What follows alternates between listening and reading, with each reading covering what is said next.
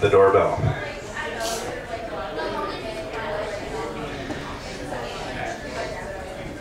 The doorbell rings. I stop eating. Wait. Again it rings. I mute the TV news and wait. A third time, some feet shuffle on the step. I tiptoe to get in view of the door, but cannot evade the kitchen light without them creating a moving shadow. We wait.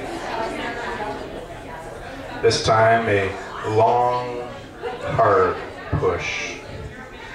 Can hear the electricity buzz between the ding and the dong. I get down, but still cannot peek, so I stay there and wait. 5 minutes pass. No unusual noise, just me and the cats. I stand and pause on the side at the top of the stairs, bend over the railing to look down. Nothing. Just the leaves gathered in a swirl where someone stood, crushed.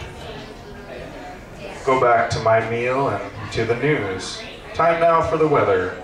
Weatherman does his silent dance, waving arms with the clown-like expression across his made-up face, bobbing before a zooming map of southern Ontario. I cut into my colder steak. Gonna rain tomorrow.